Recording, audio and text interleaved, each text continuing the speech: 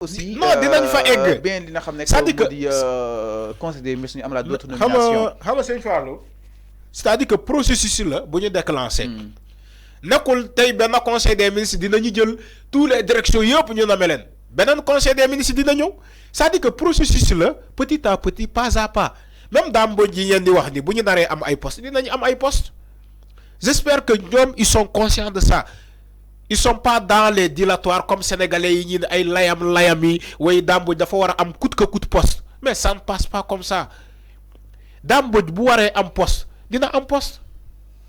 Maintenant pourquoi les gens veulent mettre à mal Dame Mbodj avec Bassirou Diomaye Faye wala Sonko wala la coalition en ensemble tout le temps c'est son nom qui revient. oui c'est mais loolu laa wax il faut tamit avant ñu am fu ñu ko dugal. mais loolu laa la wax il faut ñu am fu ñu ko dugal. c'est pas il faut que ñu am fu ñu ko dugal Dame Mbodj je sais que c'est jox ñu Dame Mbodj dama ne Dame Mbodj je sais que c'est une personne boo xamante ne c'est un intellectuel boo xamante ne dafa am esprit de dépassement Dame Mbodj nekkul ci yenn yi est-ce que comprendre nga foofu laa ko nawee moo tax Dame Mbodj dara mënu ko changer son avis wala ay simple wala comment dirais ay nit influenceur yi taxaw di naan non Dame Mbodj dafa war a am poste je sais que loolu influencé wu Dame Mbodj psychologiquement bay war a mu def sortie médiatique publiquement pour dénoncer loolu. Dame Mbodj c'est un intellectuel charismatique. la bataille de Kaffrine. dama ne Dame Mbodj c'est un intellectuel charismatique. bu naree am poste dina am poste Dame Mbodj même est au courant je sais que Dame Mbodj réeréwul je sais que Dame Mbodj réeréwul ak Diomaye réeréwul ak Sonko je te parle fii am na yoo xam te ne duma ko wax fii ci plateau bi Dame Mbodj réeréwul ak ñooñu donc ñu bëgg a inciter à ce que Dame Mbodj mu def révolte médiatique ils n'ont qu'à aller dormir xaw ma nan loolu laa koy waxee xaw ma la ngeen baal ma ci kaddu gi ils n'ont qu'à aller def leneen. donc da nga jàpp ñoo bëgg inciter Dame Mbodj mais loolu mooy Sénégal ay nit yi mbubboo voilà ay jikko seytaane di ko wax c'est-à-dire que c'est des seytaane ñoom ñoo bëgg inciter à ce que Dame Mbodj mu génn révolter médiatiquement ne non ñun ñoo xeex bi comme on le voyait dans la APR. mais boobu ba tey dafa deful sortie médiatique. Dame Mbodj ne le fera jamais Dame Mbodj du ko def. du def sortie médiatique jamais au plus grand jamais. pas pour ne awma poste mais quand même rafetlu exactement. mais Dame Mbodj il faut regarder Dame Mbodj quand est-ce qu'il fait ses sorties médiatiques. doon na ko def chaque jour. il faut que ngeen xam ci ay yan sujet lay wax. c'est actualité bi. voilà. mais actualité am na avant. Dame Mbodj il y a de l'actualité il y a des choses à parler. xam nga Dame Mbodj il fait partie de la coalition bu élire Diomaye. mais s'il n'a pas de choses est-ce que tu as vu ñeneen yi ñu bokk ci coalition Diomaye bi ñu génn médiatiquement pour féliciter non on fait pas comme ça dans un pays sérieux c'est pas comme ça que ça se passe. c'est pas des nominations politiques sëñ bi c'est pas des nominations politiques bu fekkee ay nominations politiques mën nga ko sa andi ay bongoman wala ay sabarkat ne ko dem leen ngeen soutenir que ngeen dóoral ko ay tama ne ko sa yaay moo liggéey voilà mais c'est pas comme ça ce nouveau régime là dafa adopté beneen méthode sëñ bi dem ba dégg naa benn kilifa bu ne Ousmane Sonko ci ces inspections là yu mu jotaw def dem na ba jàpp ay nit loxo ci poche ñoo xamante ne dañu doon fayeeku au Sénégal sans liggéey amuñu ko. bëri na contrat fictif yi bëri na Ousmane Sonko jàpp leen ñooñu ne ko suturaal ñu contexte wuñu sa jéemuñu sa révolté ñu yabal ay nit diine ñoo ne ko ci Ousmane Sonko pour ñaan njëkk di jéggalu xam nga bu lu mel nii bu amee mais il faut nga xam ni que ce régime là c'est un régime boo xamante ne léppam ci suturaal la.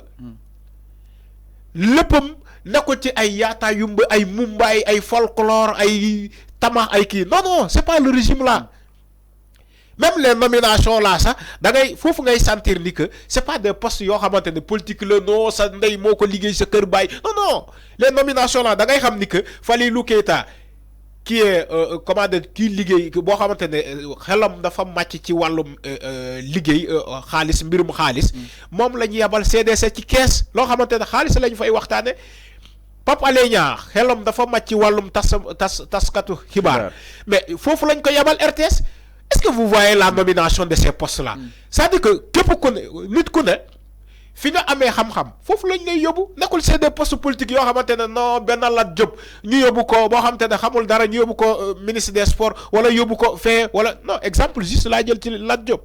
parce que moom laa yàbb loolu la c'est pas des postes comme ça. moo tax ma ne la il faut arrêter à un moment donné di contextualiser wala de personnaliser le débat di dire non Dame Mbodj gisuñu tuuram da wala capitaine Touré mais attendez ñooñu bu ñu naree am poste mais les postes là c'est progressivement. C'est pas un mais progressivement. Maintenant il y a un colonel qu'on a nommé au niveau de la gendarmerie. Qui a remplacé Moussa Fall. Martin. C'est pas si je dois le dire wala dinañ ci ñëw. Maintenant exemple bobu si le colonel là décide aujourd'hui de réintégrer capitaine Touré au niveau de la gendarmerie vous allez dire quoi? Vous allez dire quoi? Maintenant lan mo jar yakamti bi fofu lay waxé Touré ci poste gendarmerie amon nañu ko don xaar anan lu jara yakamti c'est-à-dire que amon nañu don xaar capitaine Touré ci poste gendarmerie man forna ci ay woy bay ni que capitaine Touré sera réintégré au niveau de la gendarmerie et il aura aussi d'autres privilèges dañ koy jox ay promotion mais pourquoi mom ngi ñi yakamti dina non Dame Mbodj même Dame Mbodj bi ngeen di wax ni dina am liggéey. J'espère que am na liggéey mais dina am non am na liggéey mais boo su ma nee dina am liggéey mooy maanaam dina am poste. Sonko dina fu mu ko placer. Voilà. ñoom yàkkamti ma ne la ñooñu réeréwuñu seen biir réeréwuñu. ñoom ay dëboo c'est-à-dire yi ñooy togg fii dina am non gisuñu Dame Mbodj xam nga. ñoom am so si. voilà. étant d'autres non dinañu xam dinañ am xëy non attends Sëñ Fallou ça aussi. C'est clair. Faut que les gens arrêtent aussi à un moment donné. Donc, vu exactement par rapport à les nouvelles nominations, jëmale si li nga xam ne que moo di ay postes yi nga xam ne itam moo gën a fasanti ko exactement ñeel na li nga xam ne que moo di CDC bi nga xam ne itam yóbbu nañu Fadilou Keita port autonome de Dakar bi nga xam ne itam Sonko yóbbu na fa aussi Waly Diouf Bodian ak yenn si ay postes yoo xam ni quoi qu'on puisse dire teg na fa ces hommes forts. Alors, enfin, on poursuit toujours. Nous avons aussi le général de tous les généraux. Il était un général une fois, le général Moussa Fall.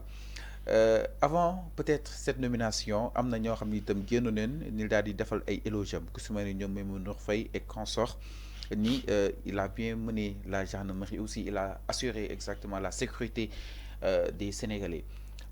Les familles de ces victimes ñëw di wax le contraire. Pape Alé Niang temps yëpp sax ay live am si moom la ko concentré que ni deful li nga xam ne que moo di liggéeyam ni mu waree dafa nekkoon ci ay waaw ki nga xam ne que moo di le président Macky Sall. Aujourd'hui il est appelé à d'autres fonctions et tant d'autres.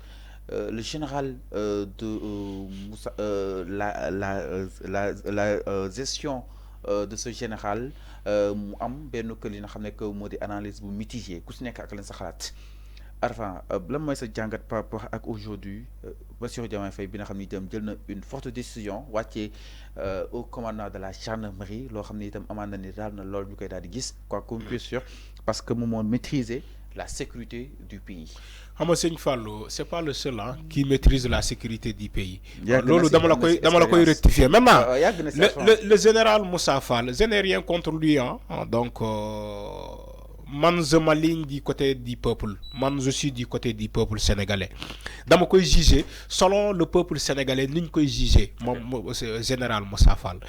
Donc en tant que journaliste damay ne Sëñ Fallou général Moussa Fall donte même bu fekkee benn seconde am na lu mu jot a def c'est-à-dire que on peut pas prendre tout son bilan ñu ne yëpp c'est taché de noir. Tu vois maintenant su ma ñëwee ci moom en tant que doxalinam mais général Moussa Fall c'est une personnalité boo xamante ne demoon na retraite bu yàgg Macky Sall moo injoncté donc sa retraite dafa dem retraite 63 ans. En général c'est 63 ans. 63 ans Macky Sall moo ko yokkaloon ne serait-ce que pour mu gérer ko gendarmerie ak Macky Sall lu mu namoon au niveau de la gendarmerie on l'a tout vu. On a vu les incidents de mars 2021 ba juin 2023 mais même si général Moussa Fall dafa ñëw hériter la gendarmerie ci le général Jean-Baptiste Tine mais Jean-Baptiste Tine nu mu doon doxalee gendarmerie ak général Moussa Fall du benn. Jean-Baptiste Tine mais à un moment donné, on n'a pas vu l'animosité de la gendarmerie sous l'ère de Moussa Fall. Ça aussi, c'est des témoignages. Aussi, les gens vont le dire. Jean-Baptiste, c'est vrai que à mon agression, mais moi je me rappelle quand j'étais à moment bobo à Kolobat, quand les jeunes voulaient prendre d'assaut la caserne Samba Djeri Diallo, mais ils pouvaient utiliser même des balles réelles. Mais le général Jean-Baptiste a fait reculer la gendarmerie. La gendarmerie a reculé. Mais quand il a été limogé, parce que voilà, Macky Sall amona de fo bëggoon mu rayul, mais bien sûr, mais c'est ça. Hein? Donc là, Jean-Baptiste c'est ñu daal di koy dàq. Ñu dàq ko. Maintenant, quand on a amené Moussa, des crimes. Quand on, non, waxuma lolo. Ça dit que exemple là la jox. Maintenant, quand Macky Sall a amené Moussa Fall, on a vu le nombre de morts a commencé à augmenter. C'est ça la réalité. Ça dit que nit do ko waxal lo xamantene def ko. C'est le constat général qu'on a vu. Moussa Fall bu mu yoré won la gendarmerie ci la mort yi a commenté rek yokké ba limbi djéggi dayo. Ba limbi djéggi dayo. Si la gendarmerie ci lañu commencé di utiliser des balles réelles, di ko tirer sur les jeunes. Mais Alfred Jean-Baptiste bu mu yoroon la gendarmerie par exemple, on a vu un gendarme de la GIGN boo xamante ne grenade de lacrymogène dafa mujjee exploser ci loxoom à Colobane ba ñu dagg sa mujjee dagg loxoom parce que il voulait pas bëggul woon sànni grenade boobu sur les jeunes. Moo tax ma ne la boo comparer les deux généraux Jean-Baptiste lu mu bu mu yoroon gendarmerie dafa gënoon am yërmande que Moussa Fall. Moussa Fall amulone yermande. On voit même des FDS, des agents de force de sécurité et de défense, qui tiraient à balles de réel. Dirait un jeune. Même s'il n'était pas le seul, il y a aussi la police. Police, même, à mon avis, mais on parle de la gendarmerie. Gendarmerie, c'est un corps d'élite là. Corps élégant là. Mais enfin. Damane, gendarmerie, corps élégant là. Corps de émérite, la gendarmerie. Donc il faut un élégant pour nous gérer. Il faut un élégant pour nous gérer. Merci beaucoup. Gendarmerie, il faut que nga am général bu élégant pour nous gérer la gendarmerie parce que c'est un corps émérite. Un corps élégant. Quand il les voit nga nawlen parce que voilà.